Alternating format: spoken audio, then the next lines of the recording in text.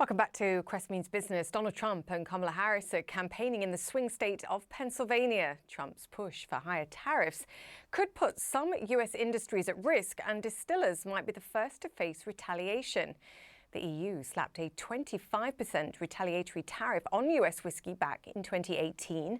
Exports to Europe plunged as a result, only rebounding once the tariffs were suspended in 2022. Alcohol tends to be an easy target in trade wars.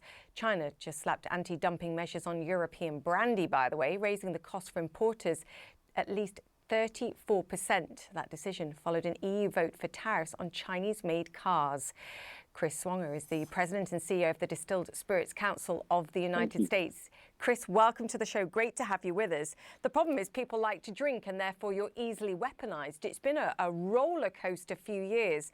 Just explain where the industry is today and what you fear should we see more tariffs and potential retaliation. You bet, and thank you for having me. No doubt, our industry was embroiled in two different trade disputes since 2018.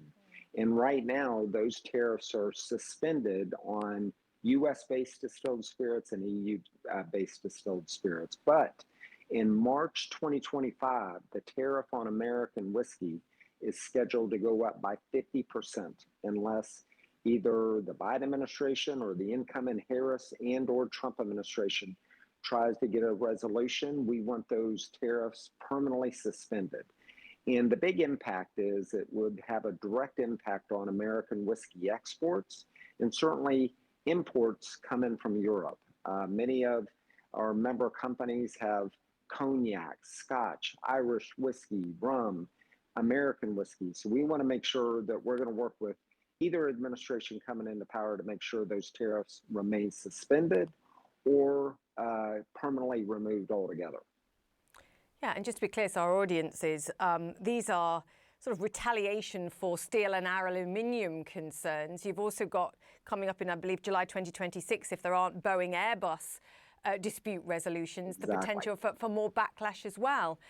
So fast forward to the presidential election, and what we've seen is the former President Trump threatening a whole host of additional tariffs, enormous ones, up to 60% on China, but even between 10 and 20% on other importers into the United States. Chris, is that your worst fear for the industry at that moment?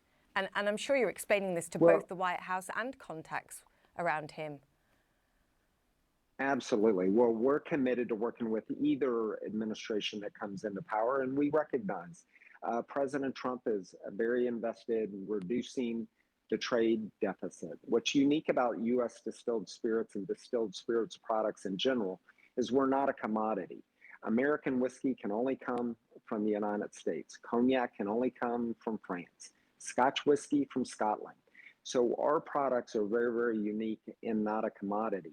And when the EU imposed tariffs on American whiskey back in June 2018, we saw a dramatic decrease in American whiskey exports and had an impact on jobs and economic vitality in the United States. So that is counter of anything President Trump would want to do. And we certainly appreciate the Biden administration's leadership on having those tariffs suspended. So we're going to work with either administration, whether it's a Kamala Harris administration or Donald Trump administration, to make sure that we can continue to work closely with our European partners and make sure that this industry remains tariff-free, because trade barriers do nothing to help foster the economic development and, most importantly, consumers enjoying the product. Yeah, I mean, in the end, that's the key, isn't it? But as you said, it has a job impact too.